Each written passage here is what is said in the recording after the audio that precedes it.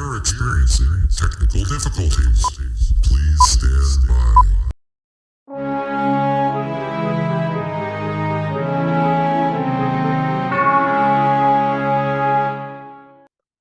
Okay, welcome to the Avid Movie Fans first official podcast. Gabe and I had been talking about this for a while.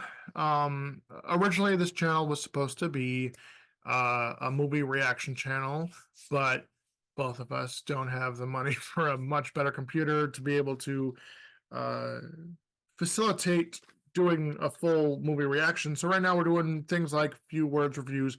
However, we have a lot to say. I don't think I'm alone in saying that we have a lot to say. So podcasts are something that we're going to be introducing into the channel. And we had talked about, if I'm not mistaken, we had talked about doing a podcast the very at the end of the very second reaction that we did. We only did 3 or 4. Yeah, we did 3. We didn't get into the one that I wasn't looking forward to, and that was Goodfellas. I had no interest in seeing that film, and I'm sorry, but I didn't.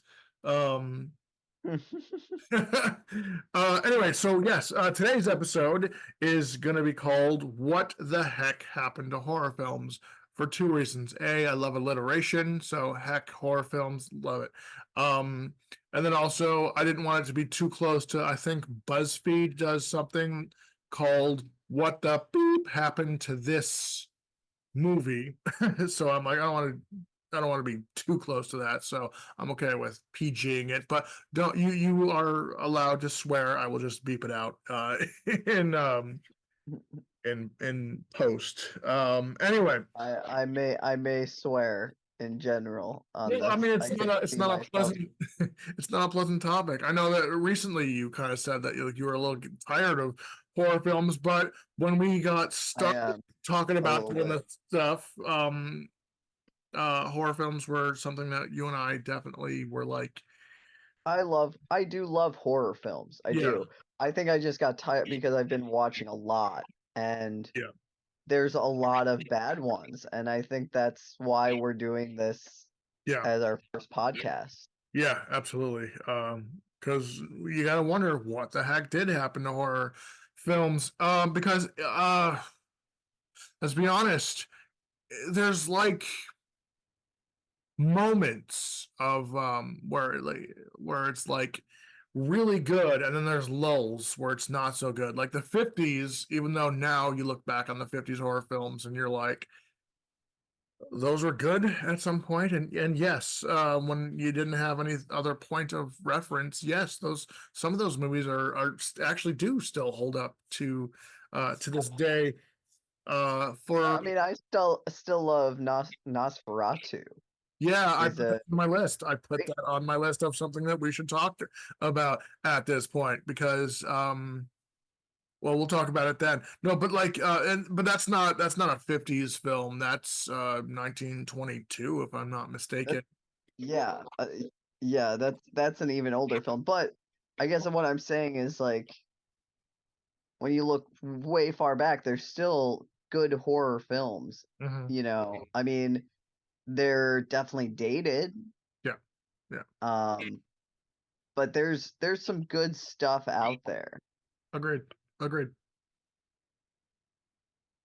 But then you get into like the Hammer films, which again started out strong and they were super popular, but it became beaten on a dead horse, which we will get into as well, because that is because I did when we were talking about this podcast, I did ask each of us to come up with 5 things that we think went wrong with horror films, and we're going to go back and forth between taking turns over our 5 different things. And one of my things, not to get too much into the list just yet, but one of my things is the beaten on the dead horse aspect. Sometimes a franchise just needs to die and not be resurrected for the love of God, you know, because who cares how many times you try to kill Jason Voorhees? At some point, you just lose interest.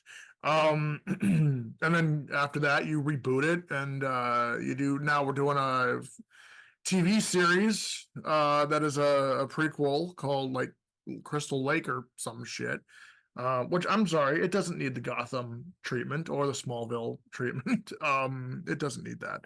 But anyway, we're not gonna go. I mean, I think reboots in general need to stop Yeah, with a lot of films, not just horror films, but definitely with horror films. yeah, yeah, agreed.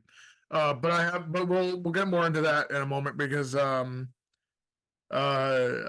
talk about that on my list of things that irritate me about what the heck happened to horror films.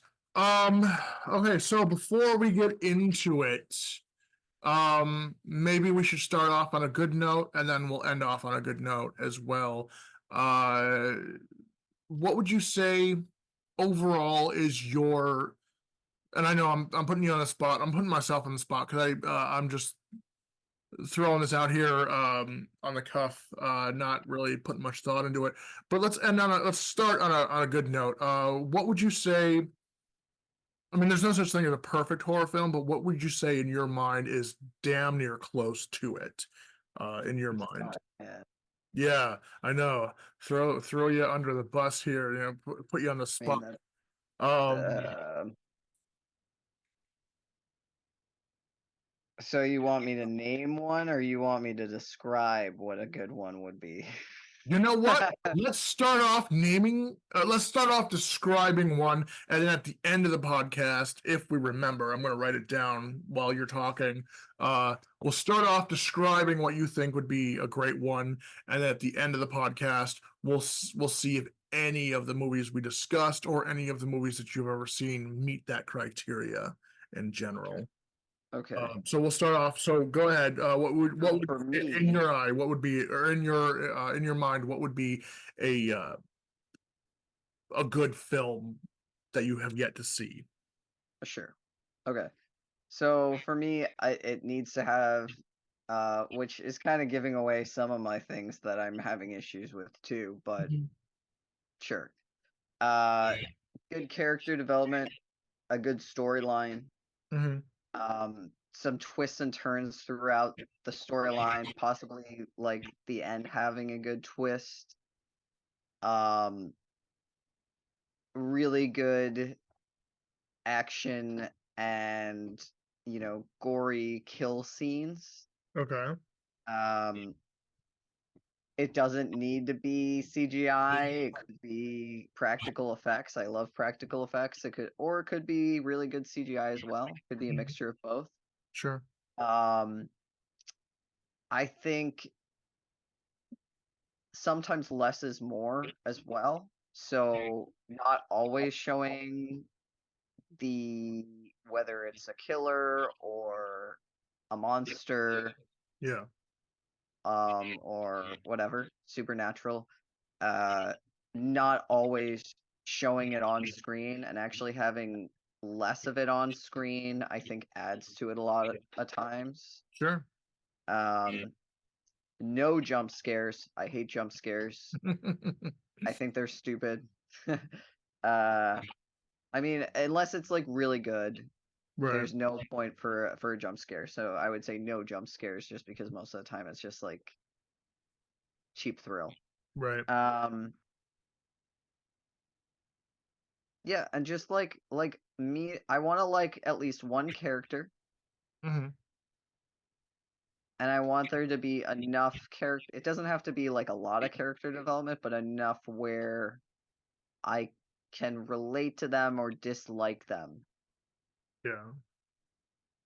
to an extent, and Okay. want them dead if I dislike them. Well, the funny thing is, and again, this is just my preference. Everything you're describing uh actually gets ticked off in one of my all-time favorite top five movies, and that's Jaws. Just in general, like Yeah, you don't see the monster very often. There is, unfortunately, there is one jump scare, but it's not cheap, and the fact they only use one um means that they used it well.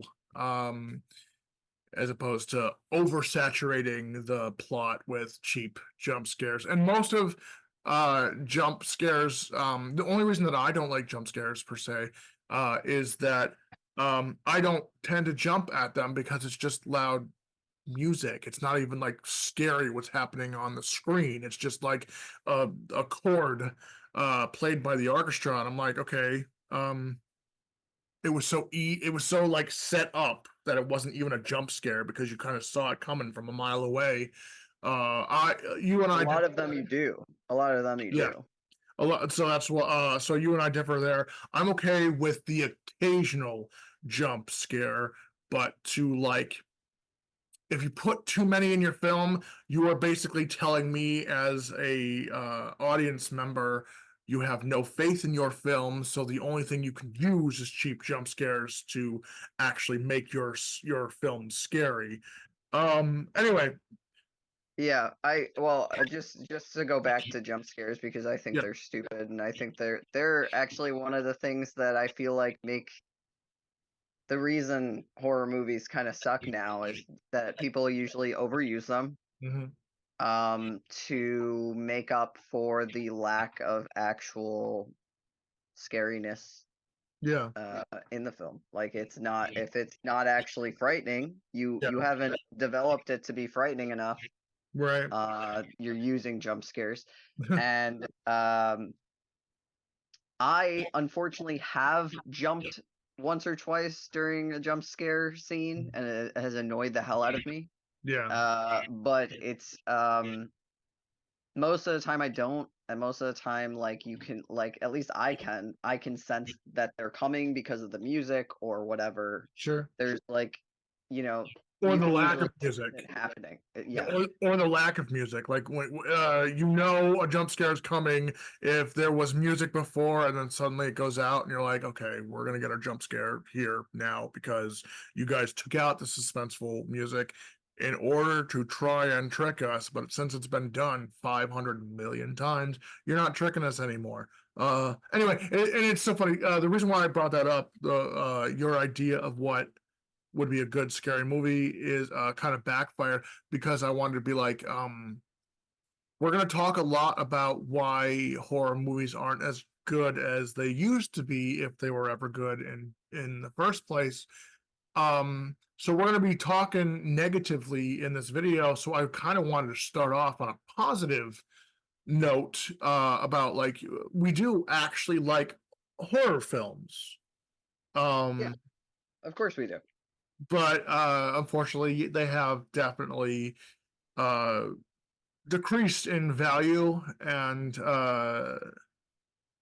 quality in several decades. You wanted to say the last 10 years when we At talked least the about last the 10. Yeah, at well, least I go for even me, I further. think at least Yeah, the last 10. I mean, there have been some good ones that have come out, every once in a while you find a really good one. right. I think But they're the Megan, exception. They're the exception, not uh which means it's not quality. If a good horror film is an exception to the rest of the shit that is produced, then that just tells you that the genre in general is not good. And I think that creators of horror films have either given up or they don't care. And they're just wanting to cash that paycheck because it's probably easier to make a slasher film than it is to make a Marvel movie, which by the way, those have also gone down in quality. oh yeah, Talk they've about gone that. down in quality as well. Yeah, we'll talk about that in another podcast. Mhm. But for me, okay, so you answered it. So for me, what would be an idea? I'll start off by saying some of my favorite ones. And they are yes, I do like gore. I do like suspense. I don't need to see the horror creature that much. So that's what movies like. Two of my favorite ones are older films from before either one of us were born, and that would be Cujo and Jaws are two of my favorite horror films. And now, granted, yes, obviously we know that the reason why uh, uh, the shark doesn't show up more in the film is because, and it's the same reason that Steven Spielberg named the shark Bruce after his lawyer, is because it didn't work, or hardly ever worked. And with Cujo, it was written that it was, or the way that it was brilliantly directed was that you only saw it. Like, actually, my introduction to Cujo, I was in high school and we were doing a director class in my school of performing arts, and we're masterfully dissecting this film because there were a few jump scares in Cujo, but it wasn't your stereotypical jump scare. It was like, okay, so you are the camera, so you think you as the audience is the camera, you think you're the dog now, and then the dog jumps up in another angle and scares the crap out of you. So it was so that one I liked. And it didn't have to be above and beyond and overdone. Anyway, so like for me, it's got to be suspenseful. Gory's okay, but don't overdo it. We agree. You and I agree on too much CGI, which is one of my on my list, so I don't want to go too much into it. Too much CGI is not good. We both prefer practical effects, and then we even talked in an earlier video about if they could find a way to marry the two. Um, that would be phenomenal. Ideally, yeah. Yeah. Anyway, so let's get into the lists. Let's start with mine. Wait. Can we pause for 1 second? Sure. When you were talking, I realized that there was one thing I missed describing what I would want in like the ideal horror film. I Okay. also want something that's not been overdone and that's a little more original. Oh, great. Something like a unique twist, even if it's like on a very basic idea that's Yeah. like been done a lot, just a unique twist on it would be Yeah. ideal Yep. for a good film, because a lot of the reasons I've been tired of watching horror films lately, because I've been watching so many, is because there's a lot of bad ones, but also because people kind of have overdone the same ideas over and over Agreed. and over again, and they don't really bring anything new to the table. Right. And I So agree with you. I agree with you 100%. I don't want to go too much into it because that is my number 5. Oh, okay. So Okay. yeah. Sorry about that. No, you're fine. You're fine.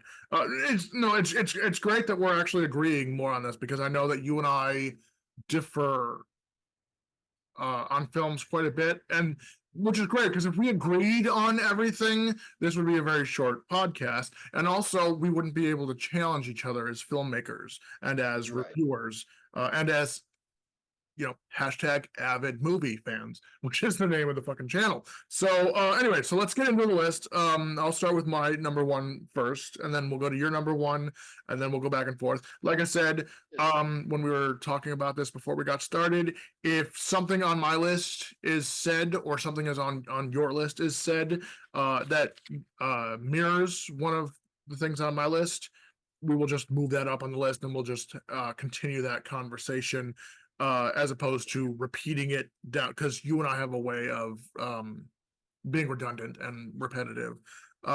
So anyway,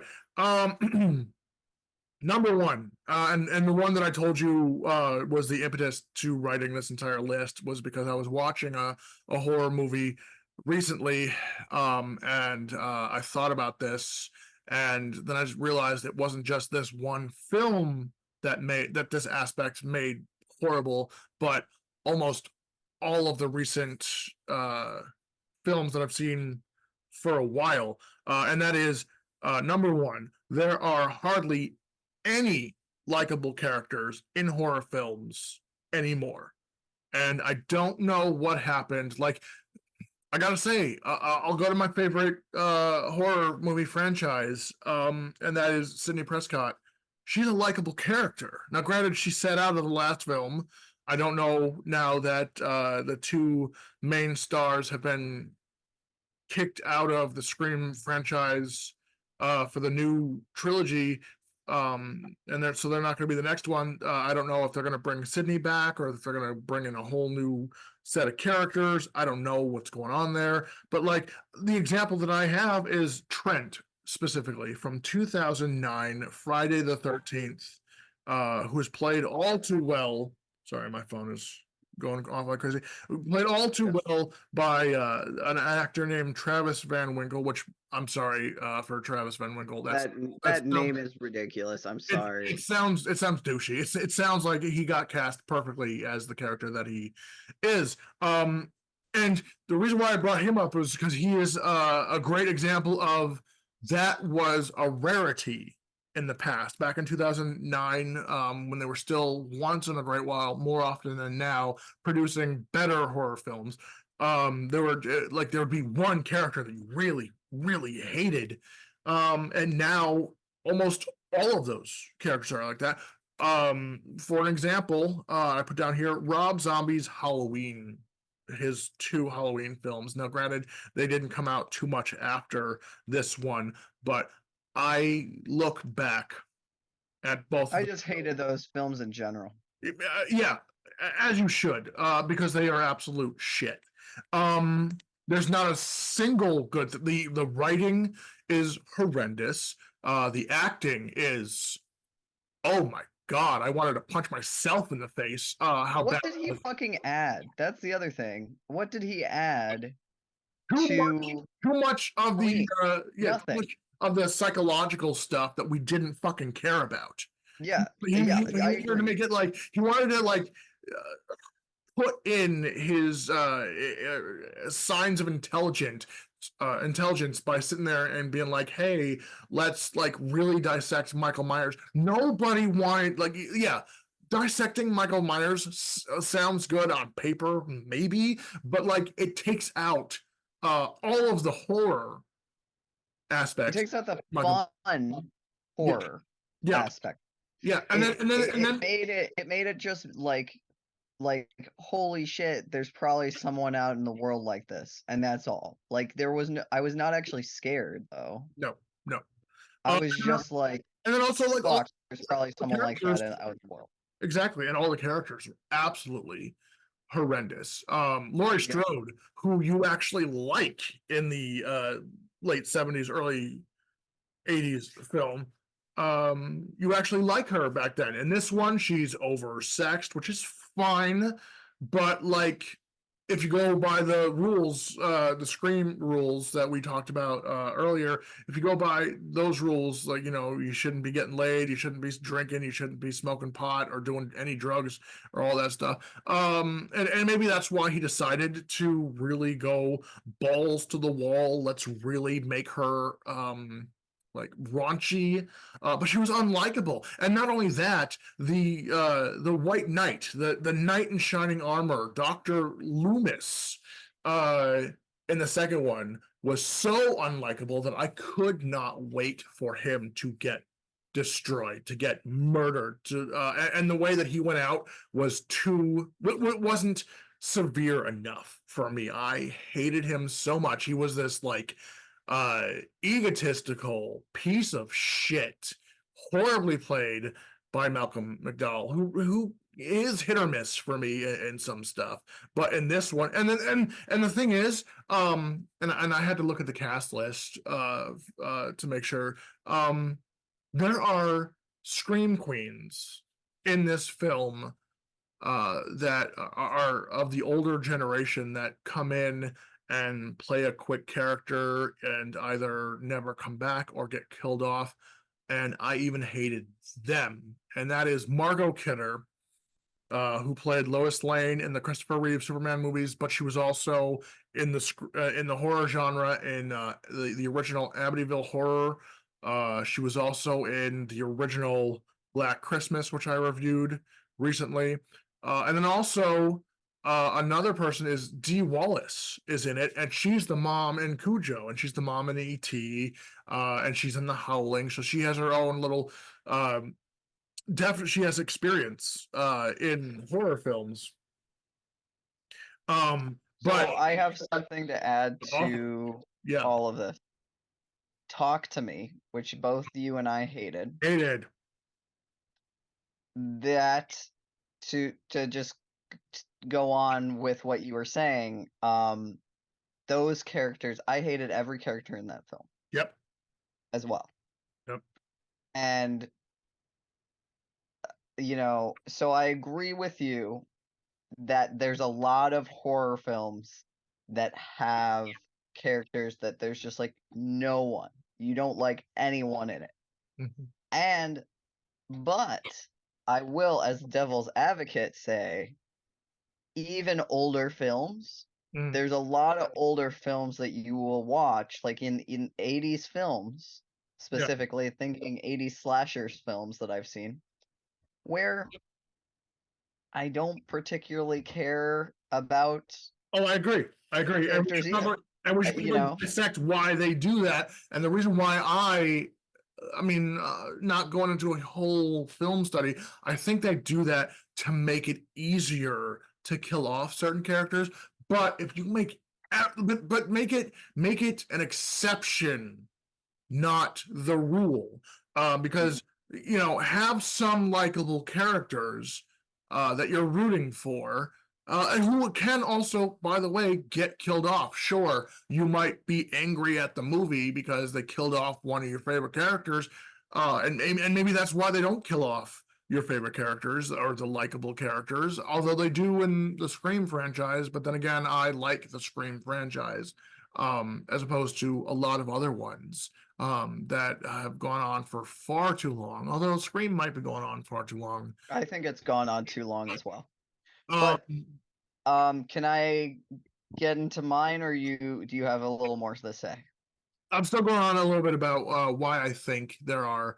I think you're right. There have always been unlikable characters. I don't know if you know about this TV show back in the 90s called Mystery Science Theater 3000. They brought it back on Netflix with a different cast of characters. The robots were the same, but it's about, and it's actually it's something that you should watch if you've never seen it before.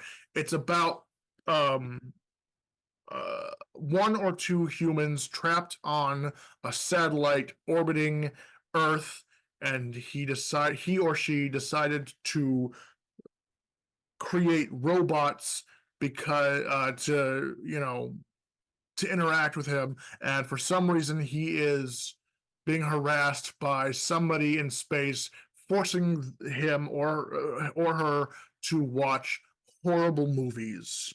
And they sit there at the bottom of the screen watching these movies and making fun of them. And it's actually one of the reasons that I wanted to become a movie reviewer and a movie reactioner in general, because the concept of doing that. Anyway, there's this movie, and when you're here tomorrow, maybe we can find an episode or two to watch it, because there are 5 of the original episodes from the 90s that I love, and to this day I still every once in a while watch.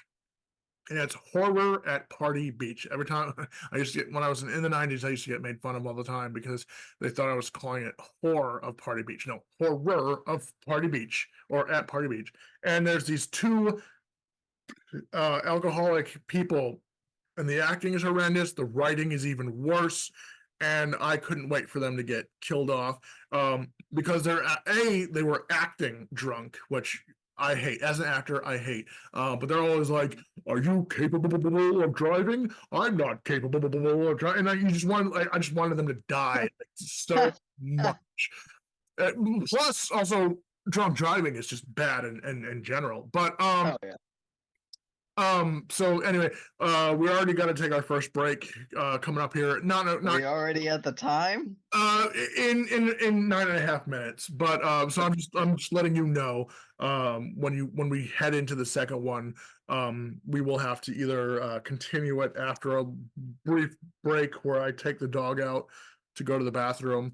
But anyway, that's I think that so yes, you're right. They have had horrible characters going all the way back to those, but they were the exception to the rule. Now they are the rule, and I think movies that are like slasher porn have really made us do that, because point out a Saw character that you like. All of them are being punished on purpose because of So some the trap. original, you kind of cared for the doctor that was stuck in the room Yeah, with the Carrie photographer. Ellis. Yeah, until you find out in later sequels, he's just as much of a douchebag as all the rest of the people are. Yeah. Yeah, but you kind of care for him in the original. I love the original. Yeah, it's the only That's good one. my The only good you one. know that that's one of my top movies. Yeah, The reason I love that is I do think you care more about the characters than you do in the later ones for sure. sure. I also think just the twists in general really and there are twists and turns throughout the film too which really add to the film and the intensity and um really give it more life than some other horror films that I've seen, including other Saw movies that I've Yeah, seen. yeah. I mean, we'll get into slasher porns on another uh podcast because I could talk ad nauseum about uh slasher porn and how it is the bastardization of horror films, but we'll get to that in another one. I don't know.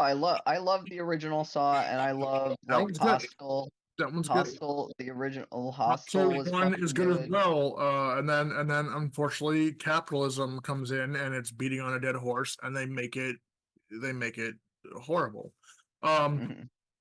anyway, let's quickly go into your number one. Uh, Okay, so I'm just gonna go off a little bit of what we were talking about. So there's a couple things that I could go into, but you kind of brought it up, so I just want to get into this one first, and this is one of my favorite ones anyways. Which is I think the reason it's gone downhill is literally because we have gotten rid of there was a rule a long time ago which I don't think is perfect, and in fact I don't think there should be rules with how film is made. It's an art form. mhm, You can do whatever the fuck you want with film, mhm, right? But there were rules a long time ago that required if in a film you were going to kill somebody that they had to do something what was considered bad. mhm. And there was a list and a lot of it was like written by like clergymen and things like that, so some of it was like sex and some of it was And censorship in smoking general. weed and Yeah, being gay and whatever. And obviously I don't think all of those are bad or should be bad in our mhm, society. right. But I think it definitely added to older films, um, where, you had like, in certain cases, I remember, one of my top films, which is Creepshow 2. I love Creepshow 2 a lot. And that one has, every single short in it, the characters have done something bad or Right, terrible, right. and then they are becoming haunted or whatever the case may be, right? Mhm. And and so you want those characters to die, right? In Yes. that case, right? So there's some character development that's created Mhm. a reason for you to feel a certain way, Sure. right? But And the one that's difference, what's missing in a lot of sure, sure. But the one film. difference is, to tie it back into it, um, the creep shows and the Tales of the Crypt uh TV series and things like that are short segments. So there isn't a whole lot of character development, so you have to get in there and you have to go like really specific about the character types right away. Um, I I think that's great for short segments. The reason why I don't like that as a rule of thumb in horror movies is because when you have the rest of the script and you add in more characters, because most of those tales of the crypt and crypt keeper and all the other stories like that um are largely like two or three characters per segment, sometimes more, but usually it's just A real few characters. Yeah. real quick, real brief. But when you actually expand it to a full-length feature film, you've got You've got your main characters, you've got your supporting characters, you got your villains, you got all that stuff. So it doesn't work quite well for a full out movie, because I'm going to tell you right now, if you took one of the segments from Tales from the Crypt or Creep Show or any of those shows and made them a full length feature film, you're gonna lose me if every character deserves some sort of comeuppance. Because I'm not saying every character, but I do think that added to those films and add to films. yeah, Like even watching Carrie, you've Mhm. watched Carrie, yeah, I'm sure.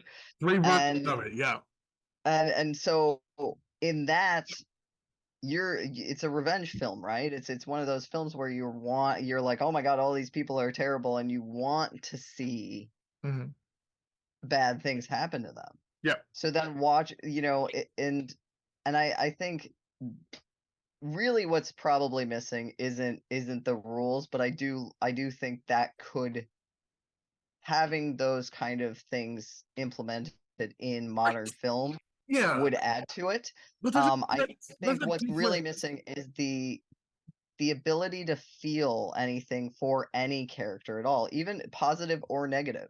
Yeah, And we're not experiencing that but on any level because there's the a character difference development is between just not there. Yeah, there's a difference between Carrie, though, because she is an innocent, abused child that we can relate to.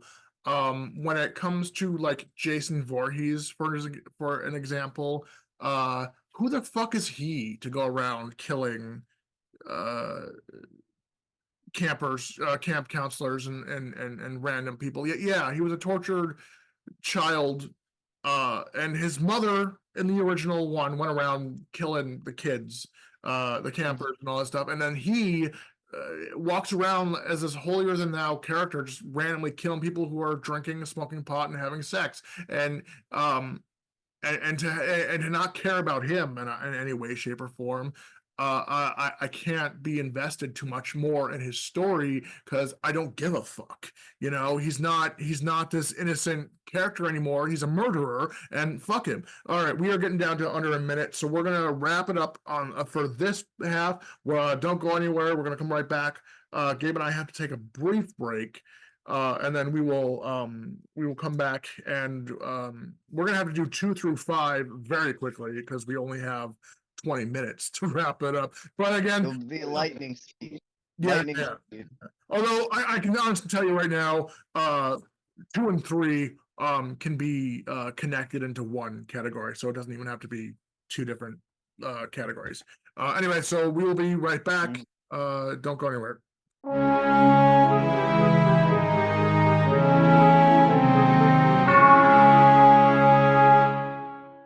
Okay, so we're back.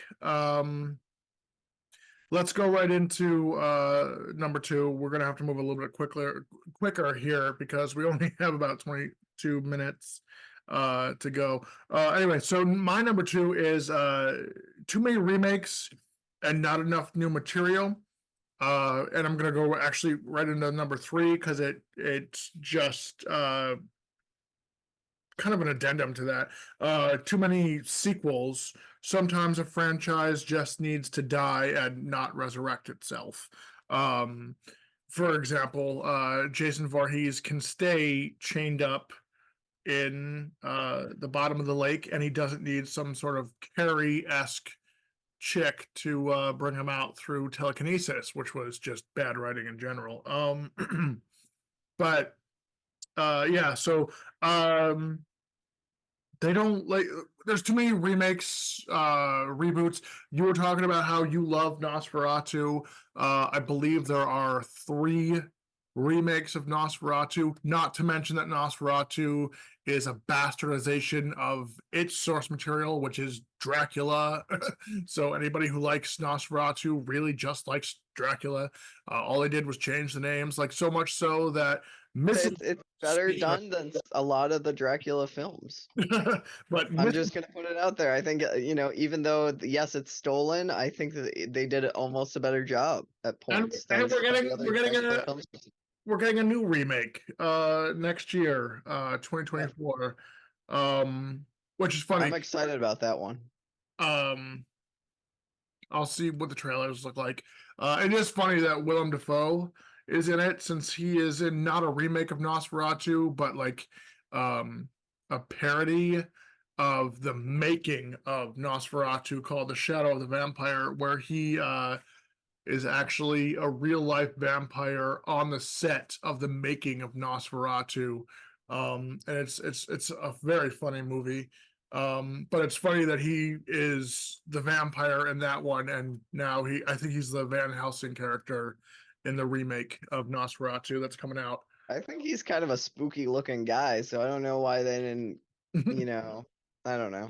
They Yeah. could have definitely cast him as Nosferatu again, but Mhm. But whatever. we don't need all these sequels. We don't need all these reboots. We don't need to make up new words like requel. We don't we don't need too much. Too much. We don't need 20 It's just the Fridays people the have 13th, they don't have original ideas anymore, and because they're they're not just looking. To be honest with you, I'm going to tell you right now, it's because they're not looking. There are so yeah, they're not trying. It's part of right. it. They're just not trying. Yeah, there are so many books out there that they could do. And if fucking Stephanie Myers can get her ridiculous Twilight and what was that stupid movie that was basically a remake of Of Twilight. no, there's no Stephanie Myers did another film that did not do as well as Twilight because she's a bad writer. But it's basically a remake of Invasion of the Body Snatchers. Um Really? yeah, yeah.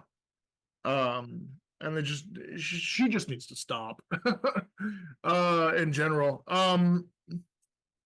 But like we don't need sequels, we don't need remakes, we don't need but there are good source material novels out there, old ones, new ones. It's because they want to make money off of the name of these things too. That's why they're Yeah, making reboots and absolutely. Capitalism is sequels the and death of yeah, capitalism to me is the death of imagination. um but yeah, it's just it's so bad. We don't need and it's funny because even the original Robert Englund, who played the original Freddy Krueger, is now going like, I know who I would like to replace me, and it should be Kevin Bacon. Now, I'm sorry, I cannot see Kevin Bacon as Freddy Krueger, as much as I love Kevin Bacon. Um, yeah, that seems weird. but That's who he wants to replace him? yeah, yeah, yeah. Hmm. I don't know if it was like a joke because he kind of seems like he's a snarky, sarcastic guy. I don't know. So what do you have for number two? I just it's pretty brief. So I didn't have them in a particular order. Yeah. So I already kind of God, I feel like I've shared a lot of mine already without sharing mine. You know, we did. We did. Because a big part of it, yeah, I already basically talked about character development, but I also talked about the rules. One of my big things though is also that they just it feels like most horror films right now depend solely on the gore or the violent Mhm. acts in the film Mhm. to basically save those films. Yeah. They don't depend on anything else to like, as we said, characters bad characters, bad character development, Bad writing. bad storylines, bad writing, and then they think that that's the only thing Yeah. that's going to make the film and depend on that Mhm. to make the film big and good, and And it maybe doesn't work. and maybe for a while that was good enough, and it would bring people in there. One of the things that I hate about the Saw franchise is, yes, I love the first one, but that was because the first one was new and innovative and inventive, and it brought something new to the storyline. Now it's just Gore, gore, let us, gore, gore. let us watch a bad man killing bad people, and there's no new storylines to it. It's just, I mean, how many people fucked him over in life? I mean, we're on Saw 10 plus like 2 spin-offs. Like, how many people screwed this guy over? And how is he still alive? I mean, yes, I know he's dead.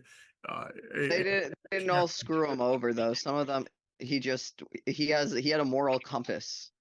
So yes. some of the people that were dying weren't people that fucked him over. It was just Well, then that's just like, that's even worse because you can't have a moral compass and go around killing people because that Absolutely. defeats having the moral compass.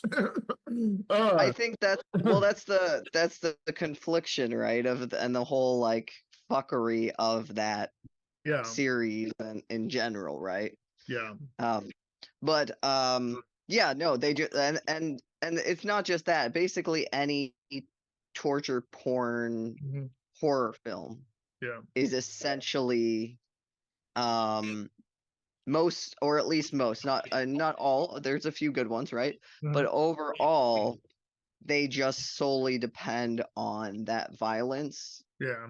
to make the movie, and they expect it to do well. Yeah, And and there are people out there who will beat off to that shit, and those are simpletons. I'm sorry. They're me. I want a good story. the sheep will enjoy it. Yeah, I want a good story. I want uh less is more when it comes to gore and special effects in general. Um, but less is not more when it comes to an inventive plot and storyline. And again, also less is more when it comes to sequels. We don't need to see the 20th Michael Myers film. We don't need to see the 17th Nightmare on Elm Street. Like we don't need to see that. Bring in some new guys. It's so like it was great that they brought in the Terrifier. I guess he's called Art the Clown or whatever, because at least like it's somebody trying to also join in with the rest of those supernatural killers from the 80s. Um, let's go right into the next one. Okay, I got a few more. Okay. So, if you don't mind if I keep going.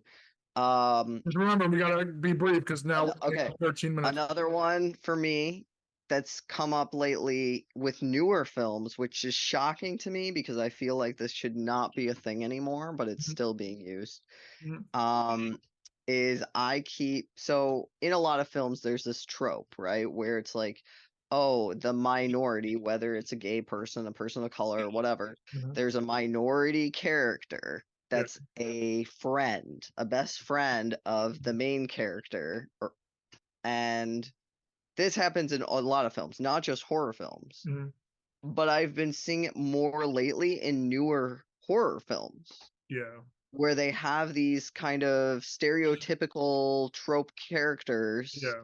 that are absolutely, like, first of all, don't need to be, you actually didn't even need that side character. You didn't need that friend Yeah. character Yeah. in these films to begin with, but also you're also continuing to use stereotypes and create the idea of Agree. Agree. And stereotypes. it's funny because they're In trying to horror do what they're trying to do is be inclusive, but all they're doing is continuing the bastardization and attack on the LGBTQ plus characters and, people of color and other minorities as well. So and basically any other minority. yeah, Yeah, and I've been seeing it a lot more lately in newer films, and I'm like, what the hell is this about? Like, why are we continuing this? Right. Yeah. So that's something that just I have a complaint. Like, I mean, not that it hasn't been used in the past, but I'm noticing in newer films, it's almost like there's like a comeback for some reason. Right, and like I said, And I'm like, the hell? they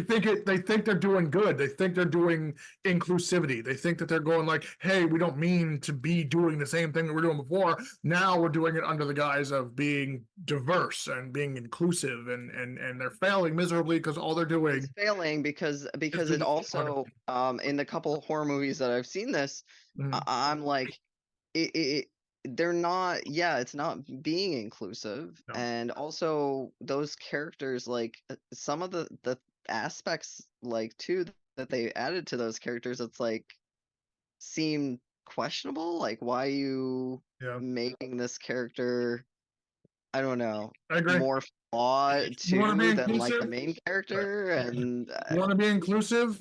Make your main questionable character things. gay, like make Yeah. or Or diverse somehow. yeah. Yeah. Yes. All right, let's move. If you want to really be inclusive. We got Another to. thing that I've been noticing a lot lately in newer films as well, and again, this is stuff that sometimes happens in older films, but they're bringing it back in newer films, and we don't need these things. Yeah, And they're not good. It doesn't add to the film. It makes them worse. we should definitely And do. We should definitely do our own. I'm gonna write this down while you're talking, but we should definitely do LGBTQ plus and minorities in horror films then and now in general. I agree. Okay. And then there's a lot. There's a lot. Yeah. There's tons. Yeah. So another thing that's just been annoying me is that they've kind of brought back like the whole like frat houses and things like that and horror films, and you're like, do we need this? Also, yeah, Is we can this actually leave high school and college. You can do horror films and have them be in their 40s. You can do horror right? films and have them be in their 80s. It doesn't you don't like need to victimize teenagers. I'm thinking about the Red Door is the one that I'm thinking of in this very moment when I'm saying that. Do you Okay. remember that one? Vaguely. It wasn't that great of a movie. It was unimportant and unimpressive, and it just kind of slid in and out of my head very quickly. So Yeah, and yeah. you're talking about you're talking about You know, bringing Insidious. these. Yeah. I think part of the reason these newer horror movies are failing Mhm. in general with both of these things that I just brought up is Yeah. they're failing and they're not doing well because they're bringing back old stuff that was not good really in the originals. Agreed. So why are we still using these ideas when you could be doing so much more now? Agreed. All right, we should move on. Do you have anything else to say about that before we move on to something We can can move talk on to quite a something bit else. about? Let's go. We could talk about, because you and I we talked about earlier. We agree on this over reliance on CGI. Yeah. And again, less is more. We're getting repetitive here. Less is more when it comes to CGI. You don't need to, especially, oh my God, especially in the 90s when CGI was crap. And now it's laughable. The one that comes to mind is The Relic. Not the one that came out in the 2010s, but the one that came out in the mid 90s with Penelope Ann Miller. And it was just it was oh my God, it was laughable. The CGI was laughable. And then I'm okay with doing a return to practical effects because oh my God, practical effects, like if you get somebody like the guy, You do it right. Yeah. you get the guy who did The Thing, who also, and I was not surprised to find this out, but the guy who did The Thing, John Carpenter's The Thing in 1984, also did American Werewolf in London, and I was not surprised to find out it was the same person. Also The Howling, and the only reason that The Howling wasn't as good as American Werewolf in London was because he was told not to recreate that scene. He had to do it a little bit differently. Yeah. But but if you get a person that knows how to make practical effects really well, yeah, like there are some at this point that you would see and you would believe, or you would see it and still think it's real. It's not like you don't need to rely on CGI. Right. Just to bounce off your whole like less is more thing going on right now, Mhm.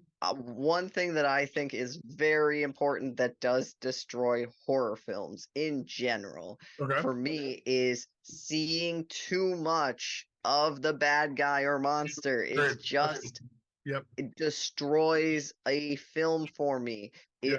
I need some mystery. Yep. I need a little mystery. I need a little more like, Mm. oh, is he there? Is he in the background? Yeah. Where is he? You gotta Because find that fine line because even though it was bad CGI throughout the film, Signs, which is not one of my favorite M. Night Shyamalan, but then again, M. Night Shyamalan isn't one of my favorites anyways. Started out he's strong definitely and not then one of fizzled mine. out. Started out strong and then fizzled out. But Signs, that was one where I wanted a little bit more of the creatures and a little bit less of the storyline in that one instance.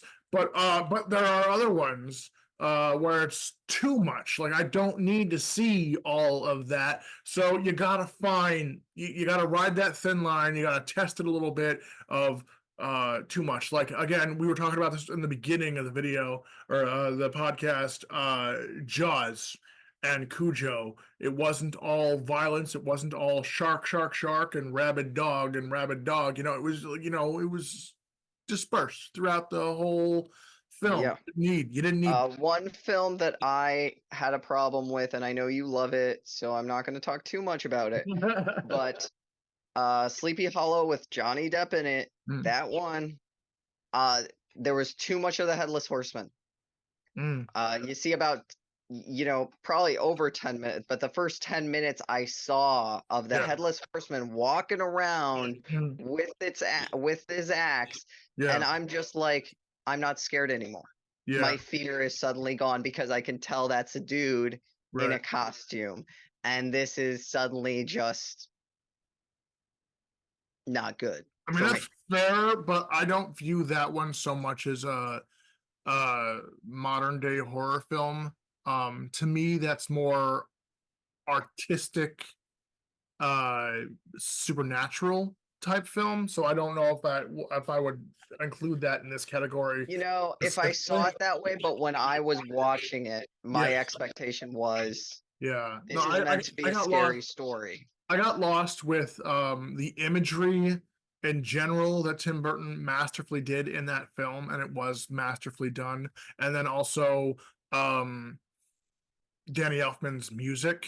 Uh he didn't get an award for that one. In fact, I think the only award he's gotten, and rightfully so, was Edward Scissorhands, but I wouldn't classify Edward Scissorhands as horror either. That's No, that's a gothic suspense but romance. I wasn't. So most Tim Burton's I would not consider horror, Mm, right? The only reason I think my expectations were this is a horror film yeah. is it was portrayed that way. The film, like, it's also the story. I've known it since I was a Yeah. kid, so it's supposed to be a scary story. So when I started watching it, and there are I think it is trying to be scary at points, right? Yeah, yeah. Um, but it lost it right away for me, and after that, I was like, I'm done. I was out. Like Yeah. for me, it was just like this is not scary, and it's not what I was expecting. And that's actually And a great way to segue into my final thing of what is wrong with horror films, and it actually bleeds into something earlier, but goes off of what you just said. The whole thing of not it doesn't need to be completely new concepts, but maybe ones that we haven't used so much in a while. And I have here not enough use of legends, folklore, and fairy folk traditions. Like as the forests get smaller due to deforestation and humanity becomes too reliant on technology, why wouldn't fairy folk not want to defend their home territory and make a return? Like Ferngully, which is not a horror film, but like with deforestation, why couldn't they like upset this or this forest area, tear down a tree and have this fairy folk go after a family. That would be an interesting story to me. It would be. And so like Absolutely. there's all this like we just watched for the channel we just watched America or the Christmas horror stories, and our both of us agreed that our favorite segment of that anthology, roughly an anthology, was the changeling character, you know, the boy getting swapped out by a fairy folk. And I would like to see more of that stuff. We don't need to have Jason Voorhees on his 19th attempt of just slaughtering campers. Like, I don't give a fuck about that anymore. Yeah. You know, Yeah. so that is one that I strongly believe, and there's so much rich lore, like and actually, you know what, the fact that writers are still doing the same boring shit over and over and over again means that they're not looking, because you could actually get lost in a rabbit hole on YouTube. Just type in fairy folk, hit one video, and 5 days later you've been binge watching videos about fairy folk, and you could write your own fucking video just based on that shit. You can look up pretty much any mythology, and also see what other people have created.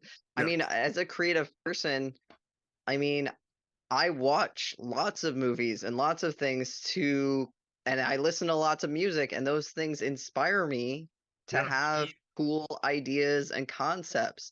Yeah. And maybe not all of them are 100% original, because it's hard to find fully original things, right? But it doesn't mean that you can't have your own twist and creative way of portraying it, and slightly newer, different concepts of Right. it. Yeah. And that's what we need. We just need people to try. And I think you're right. The issue is a lot of these filmmakers are not trying. Yeah. They're just copying Yep. I mean, what they've seen, or what there's they a think classic is. there's a classic expression, and I don't know who it belongs to because it's been used over and over again, and people don't cite their sources. It could go all the way back to like Plato's and Socrates, and if it goes back that far, we're in a lot of trouble, especially with what the quote actually is. And I'm gonna paraphrase because again, I didn't look this up, but Okay. there is no such thing as an original thought. Every thought you think you have has been had before. And if it goes all the way back to Plato's and Socrates, which, you know, ancient times, how sad are we to try and make new and inventive horror films? But Have you ever had an idea for a film and then later seen like something similar come out? Because yeah, I have. yeah.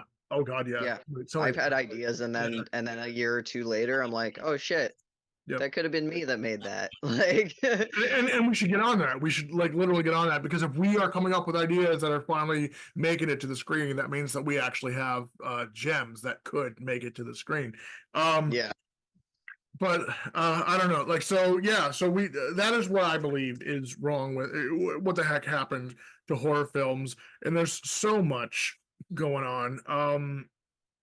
With that. So do any of our films, I wanted to start it off. We've already gone past the hour point, but that's not super important. Sure. Um at the beginning of the podcast, I wrote this down. Do any films meet the criteria of what we've discussed in this podcast? And honestly, I'm not entirely sure. Some have tried.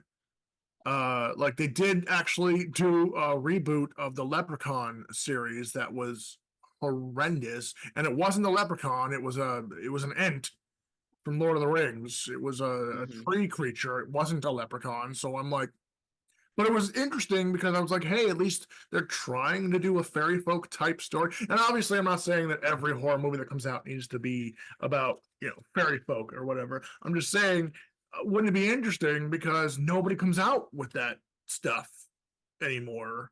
Yeah, And I think it would be also very interesting, and not even just on a horror movie level, but what you were saying about like the fairy folk thing. I think that would be very interesting, yep, because I actually really love films like Miyazaki films, mhm, which are not horror movies, but you know, the Ghibli films, Mhm. Studio Ghibli, Yep. where Mhm.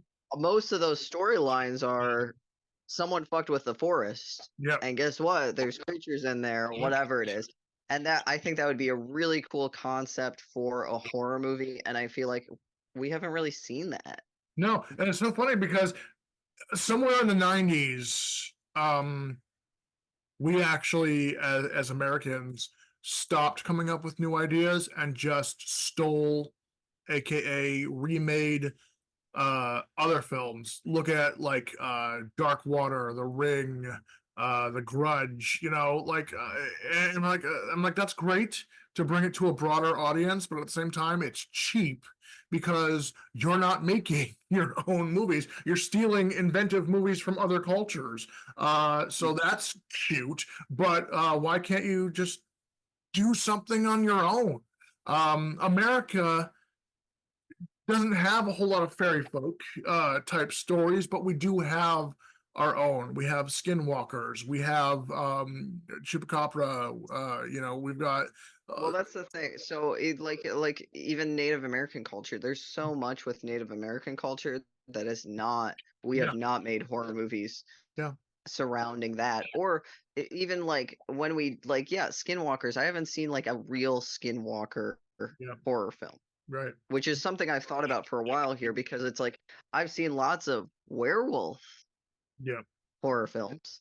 yeah. Um, Believe it or but not, but believe even it or though not, they're most of based them not off of here. Skinwalkers, Yeah, it's not like it's not they're not using the full like story that they could.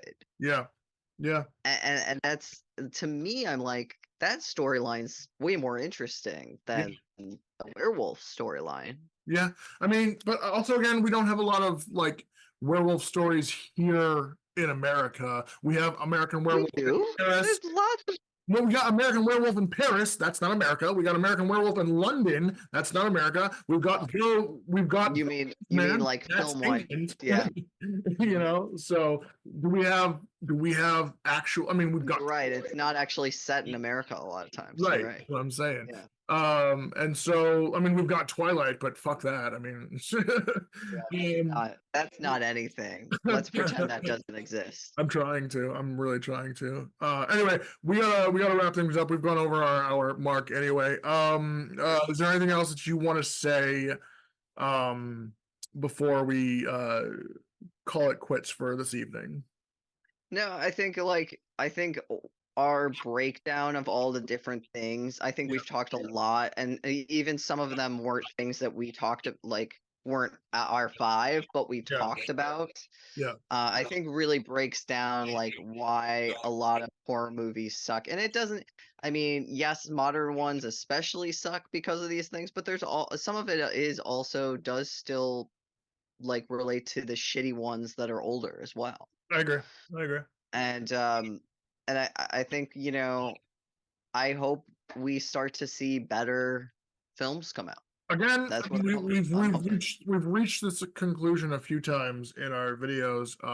We're just gonna have to start making our own goddamn films because And anybody that's listening that's like in the film this much, yeah, right. hit us up. Maybe we can all work together. Yeah, seriously. All right. Anyway, yeah. So let's. We're gonna now that we're getting into podcasts, we have a lot to say, and we can say more in these videos than we can in our other videos because the other ones. Dude, we could talk for hours more if we want to do. Absolutely, absolutely, and wait till we get into live streams. Those will be like 3 or 4 hours. But we're going to try and do a podcast every week. I haven't decided. Gabe and I haven't really figured out what our next podcast is going to be about. I have some ideas. Oh God, good, great, I awesome. have some ideas. Anyway, everybody out Yeah. there who celebrates Christmas, have a wonderful Christmas because we are actually filming this on Christmas Eve. You know, Yeah, happy holidays to everybody, whether you celebrate Christmas or whatever you celebrate. absolutely. I hope you guys have a good day off or a good couple days off. Yeah, yeah. And And don't let family yeah. upset you too much. You don't have to see them again until next year. Anyway, y'all have a wonderful weekend because we are going into that as well. All right, take care and talk to you later. Have a good one. Yep.